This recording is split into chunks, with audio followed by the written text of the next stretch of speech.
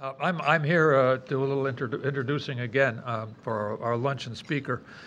And this is easy too, because Duncan and I have been friends and colleagues for a very long time. And if you read his bio, you realize that he's way more global than I'll ever be, having come from Scotland to the United States and ending up president of Hamilton College, which is upstate New York. And I hired him from Hamilton College to come here as the Dean of the Faculty of Arts and Sciences, or later became Vice Chancellor here, and then back across the ocean and ends up as, I think it's called Principal, is that right? At Aberdeen University, where he spent, how many years, Duncan? 14, oh my gosh. So part of my introduction is to say, why did I hire Duncan from upstate New York to come on down here? And it's because I have this tremendous affection for the Scots and fear. I tend to fear the Scots. Trying to remember that film that was made about William Wallace, and I was in the middle of a very difficult time. We were changing things pretty radically, and we were going to have to hire a lot of new faculty. And when you hire a lot of new faculty, some of the old faculty get a little jangled, and it's a rough time. So I figured, once again, a song came to mind, and this is Scots wha hae we well spled, Scots wha Bruce have awesome led. Welcome to your glory bed or to victory. Well, I like that. That's it. Listen, we're either going to win or we're going to be vanquished, but we're going to go at it big time. So I figured a Scotsman coming with that will be terrific. And Duncan was and is terrific. He has characteristics that presidents would pay tons of money to have. Number one, he is, as John Sexton said this morning, truly smart. Most administrators are smart. You know, they can put on a good act in the game, but Duncan, in the Faculty of Arts and Science, if you had 18 departments, Duncan would know the intricacies of every one of them, and the international status of every one of the disciplines, and the people who were rising and the people who were falling, and the people you could count on and the people you couldn't. And I simply stood back in utter amazement as he changed the nature of our institution. He got an honorary degree for it, and that's a small price. And then he went off and did the same for the Scots, which is fair and quite wonderful. He has also, he's a very charming, kind, and receptive person, which is, once again, not always true about administrators. They try to pretend as much as they can to be kind and receptive, but it doesn't always work. With Duncan, it always works, because he really is kind and thoughtful and farsighted. And finally, he's a visionary. He's always looking over the horizon, and everything that he sees over the horizon turns out to be right on, dead on true. And so what I did was say, I get a lot of credit, say, hey, we've got a great big university here.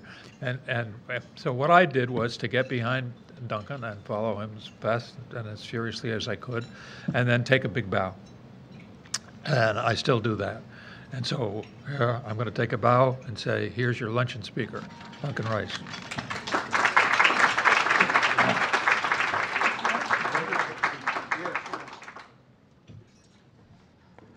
Well, that was very kind. The only trouble is it's all going to be downhill for the next the next 20 minutes. But before I try to take you into a spiral of depression, Jay has made me feel nostalgic about the NYU NYU history. And of course, if you're a senior dean or a president, it is true that if you're trying to change an institution, that the faculty are always coming to get you. You know, they're just over the horizon, coming to extirpate you. And Jay happens to have told Scottish stories about battles and so on, but the other anecdote we used to reflect on when things got particularly bad politically was one of the Second Zulu War, when the Royal Welsh Fusiliers, yes, that's right, were massacred by Shaka's Zulus, and I remember sitting in Jay's office talking about this, and then coming to realise that one thing, you know, we could be brave as leaders, but one thing we couldn't do that the Royal Welsh Fusiliers did is have as a mascot a goat, which they were extremely proud of and which they had at that battle. The goat unhappily was turned into soup at the end of the battle. But anyway, so that's one downhill thought. The other thought, you know, you hearing from Sexton and hearing from Oliva, you will have an image of the perfect president that you might like to have at your own institutions. The other one in the mix was John Bradamus, and I will never forget. When I was being recruited by Jay and John Bradamus, they took me to a restaurant, called Da Silvano on 6th Avenue, and unhappily neither of them had any money, and it was just the most extraordinary. Actually, Jay did have money, but nothing pleased him more than seeing his president struggling to find a check that was usable or a credit card that they wouldn't bounce. So I don't know. I'm emotionally very bound up with the history of this place, and you know, it's always such a joy to come back and sort of sense the electricity in this place, and the kind of gathering we're having today. Once again, this marvelous sense of flash about the leadership that's brought together in gatherings of this sort. And every time I come, I go back feeling better about the world. But on the other hand, I'm not sure it's good to feel too much better about the world. So what I'm going to do is depress you by giving you some anecdotes about the climate in Britain for fundraising when I went back after my 12 years or whatever it was at NYU. I will then talk about some current developments in Britain, which might look a little more optimistic. But even from that optimism, I will draw a deep conclusion of depressiveness, because I've reached an age where I suffer from various kinds of geriatric anxieties, and I think I should share them with you. So, as I say, it'll be a bit of a seesaw, but I shall start off being depressed and then end being anxious, and I wish you joy of it. So I left NYU full of happiness about NYU. I'm going back to my own university because many generations of my family had gone there, and I believed in it. And I cannot tell you the level of meanness which afflicted the British at that time. Jay is, of course, Italian in background, and he believes that the meanest people in the world are the Genoese, who are so mean that they tend to save ground by burying their dead vertically.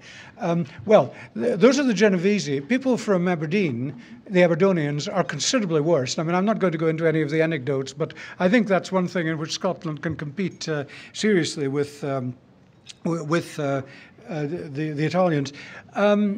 When I went back and said I was going to try to raise money, nobody had the slightest idea of what I was talking about. The entire culture was in the grip of the welfare state. The overwhelming set of values was that the state would look after everyone from cradle to grave, and the idea of private philanthropy was largely forgotten, which is bizarre, since Britain, like this country, had an extraordinarily powerful tradition of philanthropy and giving in the 19th and the first part of the 20th century.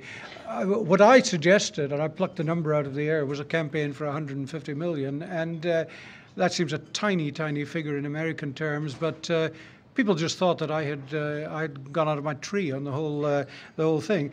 The other thing were the misunderstandings. You know, no concept that anybody would give big money, assuming that there would, be a series of coffee mornings where for £5 you could have coffee. That we would do raffles, and there's an old British institution called Flag Days, where you go around the main street rattling a can. You give someone a flag to put in their lapel, and they will put let's say 10p, which is about a dime, into the collecting can. So, as I say, it took a considerably long time to get going. In the end, we did get our 150 million.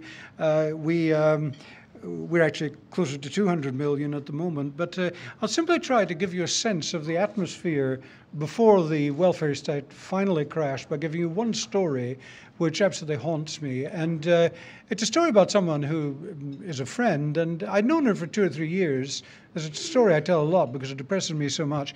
And she was a reasonably wealthy woman, easily capable of giving a couple of $100,000 a year. And one day she came into my office, totally devoted to the university, and said, "Duncan, I finally decided to do something for the university." And I pricked up my ears because you know what that kind of conversation often leads to. I thought, God, maybe I'll beat her up to 300,000 a year. But before we started talking about numbers, she said, "Yes, I've decided to make the cookies for the international student reception next week." And this was her idea of devotion to her alma mater. And I don't know if many of you remember Henry V, Shakespeare's play. When Falstaff, the old reprobate, dies, the king is told that as he was on his deathbed, a sort of fat man like me, babbled the green fields. And when I'm on my deathbed, I will be babbling about this damn shortbread, which still disturbs me in that way. But anyway, that's a bad snapshot of what things used to be like. And since that 1996 date, when I went back, huge revolution in attitudes to charity and philanthropy, and I mean two different things by charity and philanthropy in Britain, and to a similar degree, perhaps not quite to the same degree, but to some degree in Europe and overseas. All of you will know, of course, that universities like Cambridge and Oxford have now completed campaigns in the billion plus range. You probably don't know some of the more minor ones. Queen's Belfast did 150 million, incidentally under the leadership of a Canadian. We're well over the 150 million at Aberdeen. Edinburgh is just completing a 350 million, so that even the Scottish and Northern Irish universities have been doing reasonably well. There's probably about £500 million a year in pounds being given to British universities at the moment, and the number of donors giving to universities has doubled over the last decade, now up about 160,000 in aggregate. And this is something of the atmosphere that Dame Shirley was reflecting in that extraordinary speech last night. There really has been extraordinary progress over these years. 2009. Total British philanthropy, the giving is up in the 100 million. I beg your pardon, 100 gifts of $1 million or more each, meaning a total of about $1 billion, which would have been unimaginable 10 or 15 years ago. And incidentally, 28% of those are going to universities. I'm not going to wallow in figures because you'll either know them or they're not particularly meaningful in themselves. But I do want you to have a sense of improvement on the other side of the Atlantic. Little campaigns in the non-educational world as well, doing better and better. I'll just take Scottish ones. The renovation of the Playfair Gallery, the great art gallery in Edinburgh, 38 million, 46 million to the Royal Scottish Museum. 29 million to the Kelvin Grove Art Gallery in Glasgow, which again is a great European gallery. I mention these not just because by our standards they're better numbers, but because in every case the work of running these campaigns has been transformational. It has changed the institutions involved, and it has changed the people who have actually given to the campaigns. It's happening elsewhere as well. In Europe, Karolinska, whom I think are represented here today. INSEAD, of course, the great business school, doing extremely well over the years. And although the sort of share of GDP in continental countries going to philanthropy is quite low. In France, for instance, it's 0.14% of GDP. There again, you've got better numbers. And there's an organization called CASE, which the Americans here will know about. It is an international wing. When we run conferences, we'll get 1,000+ people who are professional fundraisers coming to these conferences, and they'll be from all over the world. We did one in Kuala Lumpur a few months ago, and that was a huge success. But what I'm trying to give you is a sense of the internationalization of the fundraising profession.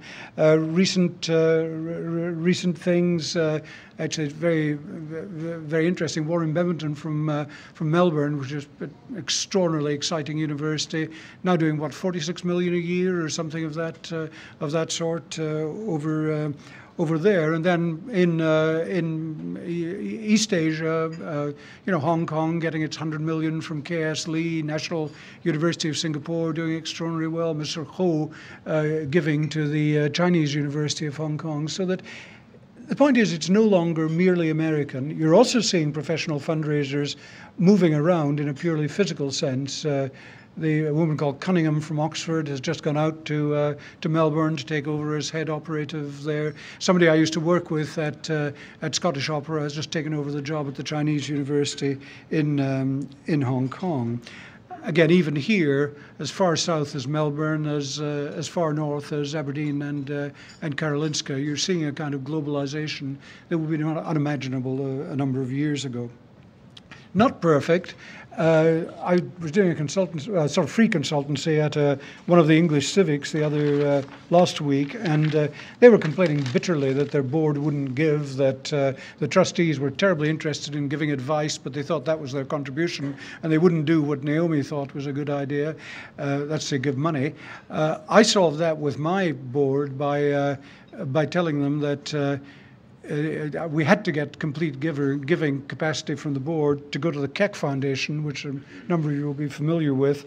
And I said if they weren't going to give, I would give a gift in their name for each of them myself. And this had the effect of building shame, much to my pleasure. And in the end, they did give. But that's not typical at all of European boards. Most of them assume they're there, well, bluntly, to waste the president's time in a lot of cases. But anyway, let's just conclude with that bit. Huge positive change and a long, long way to go. I think the other side to it, of course, is that you're finding both press and government attitudes totally different from what they were in the past. Again, in my early years, an occasional article in The Economist or the FT, now almost obsessive publication in the British press about the need to raise money, partly because this controversy about having university fees means that people have been racking their brains about other ways of paying for universities, and the same controversy is going on in other kinds of not-for-profits. For instance, should you charge the public to go to galleries, or should they simply be allowed to go in free and have the places go bankrupt? So the big question then comes to be, how do you influence them by giving money, having the kinds of campaigns we've been familiar with in the educational sector? As for government attitudes, Dame Stephanie Shirley last night I thought was very, very interesting in all sorts of ways. What she didn't describe in detail is, and I'm not going to either, is the way in which government has gradually come to be more sympathetic. The traditional attitude in the heyday of the welfare state, accepting private money would be wicked because it would lead to the corruption of the public objectives that the state supported. Gradually talk about togetherness, about partnership, talk about doing things in a way where the private and the public sectors were working together. Some legislation, tax legislation, which has been helpful with the gifts of appreciated securities. Recently, matching grants coming from the government to encourage philanthropy, and most recently of all, under this Cameron government, the publication of a so-called green paper. That's to say, a sort of consultation paper, which in the long run will lead to a white paper paper and then legislation, and that is full of what David Cameron calls the big society, his assumption that gradually government will withdraw from grassroots activity and government will be replaced by what he describes as communities and by the private sector giving. It's going back to an old Labour slogan about getting Britain giving, and we're finding increasing pressure from government to get into what I will describe as small-scale giving. And I have to say this green paper, although I cannot stand the civil service prose it's written in some ways very inspiring. I mean, it's going back to an old idea that all of us have responsibilities to get important things done to make life better. That we have an ambassador for philanthropy at all, I think, is an extraordinary breakthrough, and just the element of quality that you will have sensed in her thinking last night, to my mind, is another wonderful prognostication for the future. Now, I'm going to come back to that green paper, but the main bottom line for the moment is just that what it intends to do is change the culture so that it will be natural to give. That's to say, go back to a world, a culture that everybody lived in 50 years ago, but that everybody had forgotten about during the years of the welfare state. There are limitations, but I'll come back to those. So I'm giving you a very positive message about changes that have been taking place over there. And there are all sorts of other positives that I haven't gone into. In a way, you must think I'm talking about a false construct. But the technological changes that were being hinted at throughout this morning, the capacity to use social media, the rise of internet giving, all of these give huge leverage to the kinds of things that people like ourselves try to get done. And I personally regard them as wholly positive. The question then comes to be why, if there's so much that is positive, is it possible for me to end on a depressive note about anxieties for the future?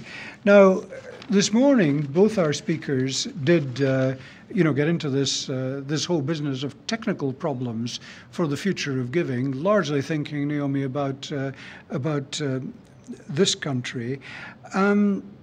But I don't know. I still manage to find other things to worry about, and there may be different reasons for my worrying. One of them, as I say, just geriatric anxiety, which afflicts people like me who are no longer young. The other thing may be something about the Scottish character. There's a wonderful poem by a man called Sidney Goodsir Smith, where the poet describes this beautiful day in the early autumn, glittering blue sky, broken cloud, light flashing off the granite, the sea exquisite, meets an old lady, or in Scots an auld wifey, in the street, and says, "Isn't it glorious that God has given us conditions of this sort?" To which she says, "I will pay for it." Now, you don't know what that means, but in fact, what she's saying is, yes, we will pay for it. The hypothesis being is that God only provides good conditions in order to set things up for destroying you the following day with some signal of divine wrath. So in that spirit, I'm presenting one or two things that I think we have to worry about. The first of them is stuff that gets spoken about in the press that I at least regard as being total nonsense. The stuff you see in The Guardian saying that bankers' bonuses should be subject to compulsory contributions to charity. Now, I mean, perhaps I have a vested interest in bankers' bonuses, as some of you will know, but the point is that is not a charitable gift or a philanthropic gift. That is a tax, and it's really quite a different instrument of public policy. The same is true when you see these schemes for rounding up everything you withdraw from an ATM, or rounding up every payment you make on the internet. Very good thing. Money flows to good causes, but once again, that's much more analogous to a tip than to a proper contribution to a morally useful cause. I also worry that in this area of what I'll describe as massification, where we're moving increasingly towards very large-scale giving, small gifts of a number of people, something like this green paper that I mentioned to you has real limitations. And what I mean about that is that it's really about charity. It's not about philanthropy at all. It tends to stress that tendency to look for a social disjunction and then give money directly to help the person who suffers from it. That is completely different from philanthropy, which guides funds towards institutional use in order to solve problems in advance. Now, it's a blurred line between the two, but nevertheless, they're two different kinds of activity. You know, it's the old parable about the difference between the fish and the fishing rod. If you give a fish to a person who is hungry, then that person will not starve, at least until they've eaten the fish. If, on the other hand, you give the person a fishing rod, then they will be able to provide themselves with fish in the long run, and starvation will be deferred indefinitely. And as I say, that's a perfectly good parable. Now, it doesn't work, because for the last 10 years I've been fishing with great enthusiasm, and over that period I've managed to catch 23 salmon, and I would be much less of a fine figure of a man than I am if I had had to live on 23 salmon for 10 years. So in fact the fishing rod parable is nonsense, but nevertheless there is a distinction behind it. I think most of the people in this room, the fundraising and the giving that they're interested in would be of the philanthropic type, you know, the attempt to find systemic solutions rather than the attempt to find band-aids. All I'm saying here is I worry that in this era of interest in mass approaches, we don't underestimate the big stuff that is so important to many of you. If we do underestimate it, and I've no reason to believe that that's the intention behind Cameron's Green Paper, the danger is that we miss out the possibility of government incentives to encourage giving. As you move towards a sort of populist environment where there is a great enthusiasm for smiting the rich, as you move towards 50% marginal tax rates, I at least have found a number of donors of wealth who are saying, I may well not give any more major money in my lifetime. I am terrified that we will go back to a pre-Thatcherite era where marginal rates of tax are at 80% and inheritance tax is at 90%. So I'm simply suggesting that as people involved in fundraising, charity, philanthropy, we have to watch that question of how government on either side of the Atlantic is behaving in terms of creating incentives for big giving. The next couple of points are really, I suppose, moaning in various ways, and I'm compromised by the fact that pretty much everything I intended to say has been said better by Jay Oliva and John Sexton this morning, and it may be because that is because I sat at their feet, and you know, in the end, I'm a sort of clone, and I just tend to think the same way. But in the mass era, I worry a bit, and maybe I'm being a Neanderthal, that giving comes to be something reflexive rather than contemplative. I've got a profound belief that giving is a moral act that actually makes you a person more sensitive to the needs of your culture, makes you think hard about your own priorities, your own objectives, and your own obligations. It doesn't seem to me that donating by a quick press of a button in front of an ATM, let's say, really is quite of the same quality as a transaction as what happens when a donor thinks long and hard about what is best to do with his or her available money. So, again, I hope we don't slip away from what I describe as that contemplative side.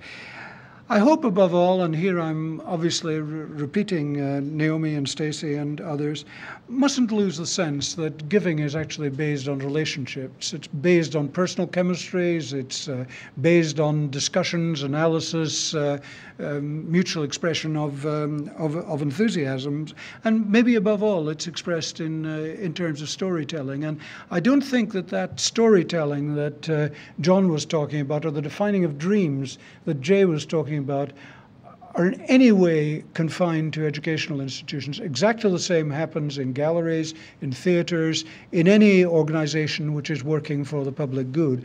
And the other point I'd perhaps go further than they did with, is that precisely the same storytelling is part of setting the culture for the institution in itself. I mean, it seems to me that the role of a university president, for instance, is to create and push a story which is not just useful in talking to donors, but also useful in talking to colleagues at home. And, you know, that's what the Hegelian tension between the two turns into a dynamic for making institutions grow. You also have to remember that the donors have their stories too, that the business of listening to the story is as important in fundraising as telling it. And I mean, I'll just pluck an NYU example out of the air. Lou Glucksman, whom many people in this room will know very well, someone who's a deeply humane and literary person, absolutely fascinated by Ireland, with considerable wealth, but absolutely fascinating in exchanging his story of what literature meant to him and what Ireland meant to him with the stories of Jay, my own stories, and so on, in such a way that he and his wife Loretta gave significant money to the university. I think the university is a better place as a result, not just because of getting the money, but because of thinking ahead into an objective which was a very important one for it over the years. Two other very short hopes. Mentioned Lou Glucksman. Let's think for a moment about donors rather than those of us who are receivers. I hope we don't lose the quality of transformationalness in what happens in the chemistry when somebody decides to give money. Any decision to give is a good decision, and giving feels good and rewarding, and that's absolutely wonderful, but it feels a great deal more good and a great deal more rewarding if the decision is part of a rational process through which the donor, in dialogue with leaders from whatever institution they're dealing with, thinks through what it is that turns them on, what they think they can accomplish, how the objectives of that institution tend to tally with what is very important to them, so that once again one doesn't want to lose that part of the social chemistry of giving. I'm going to close with a comment which in one sense isn't connected with what I've said already, but is connected with some of the discussion we were having this morning. And it's about professionalization, because Naomi rightly said, fundraising is not really a profession, and it can't be, or her mother would have understood what it was. But it isn't a profession in my estimation, because learning whatever the professional rules are is necessary, but it's not really sufficient to turn you into a good fundraiser.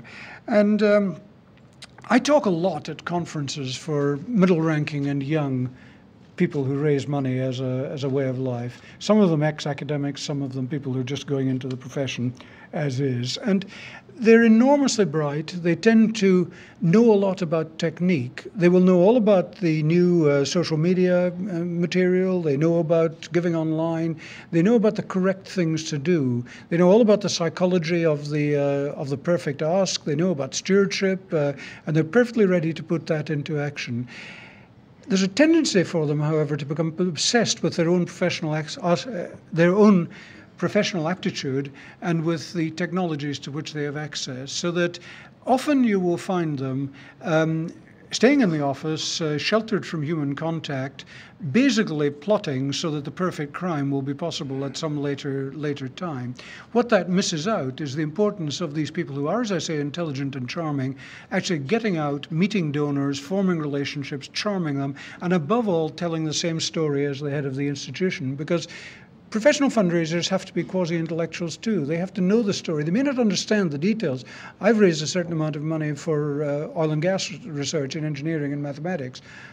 I'm deeply illiterate in terms of the mathematics of the way a drill bit behaves at 1,000 meters below the earth, but I tend to get childishly excited about it. And I think that should be just as true of the professional people who are trying to raise money as it is of people like myself who got into it by default. And it brings me back to Naomi, as so many things do, that, and maybe this is the curmudgeonly note to close on. There are all sorts of wonderful things happening in the world. Public policy is getting a bit better.